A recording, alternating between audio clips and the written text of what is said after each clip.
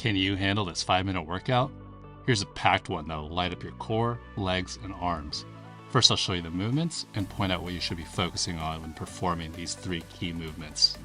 First movement is box jumps. You can do this onto a box, onto a step, or you can scale the movement by stepping up onto anything stable so you don't fall off, causing you to break your back.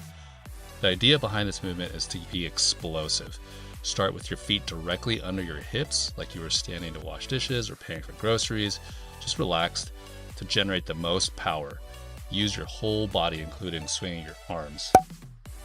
Pick a height that will allow you to keep moving with minimal breaks. Here's a 20-inch box jump. Here's a 24-inch box jump. Here's a 30-inch box jump.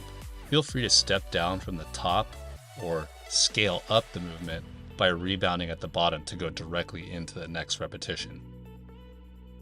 Rebounding out of the bottom is more advanced, and it might require you to build up to it. Don't hurt yourself trying to do this straight out of the gates. Try to land softly on the box instead of slamming your feet into it.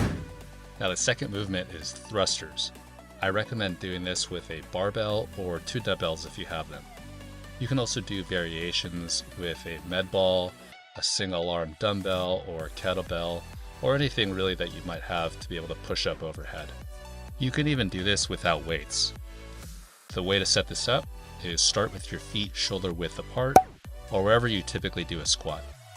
This movement is essentially a squat and then an explosive drive upward, where the weight then floats up off of your shoulders and pushed directly up over your head. Your arms and shoulders should be locked out, and you should be in a strong, stable position. The weight should be directly over your feet with legs locked out as well. I recommend picking a weight that you can do this safely for 10 straight reps. That means you're not having trouble picking the weight up, you're not off balance, you're not trembling as the weight is overhead. You should be able to do 10 reps and feel like you can still keep going for a couple more without failing. This third movement is probably one you're not as familiar with. It's called the Pallof press with a plate. This movement is meant to strengthen your core by resisting rotation. Depending on what's available to you, you can substitute this for other rotational exercises, such as med ball rotations, dumbbell rotations, plate rotations.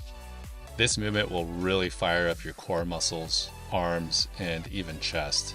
So how do we set this up? Your collarbone and hips should be parallel to the band.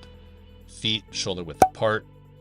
Then you want to step out sideways away from where the band is anchored until the band is taut. Your hand should be near your chest in the prayer type of position. From here, press out straight away from your chest, then pause for a beat. Then bring the band back close to your chest and push straight back out for the next repetition. Your body should be working hard, resisting the temptation to turn. Focus on max core contraction when your arms are fully extended. Also, don't forget to switch arms. Do 5 facing one direction, then 5 facing the other direction. Let's review the workout. 5-minute AMRAP, which means as many rounds and as many reps as possible, of 10 box jumps, 10 thrusters, 10 Pallof press with plate. So put on a 5-minute timer. As soon as you finish the 10 reps of the Pallof press, go back to the box jumps and repeat the rounds until the 5 minutes is up. Let me show you each of the movements one more time.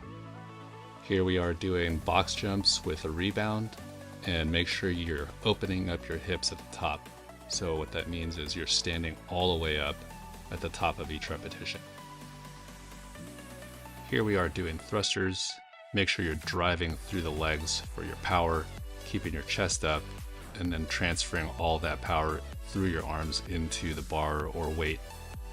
Get full extension through the arms and lock that weight out overhead.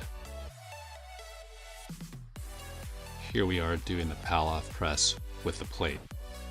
Now remember, it's going to be most challenging when your arms are fully extended.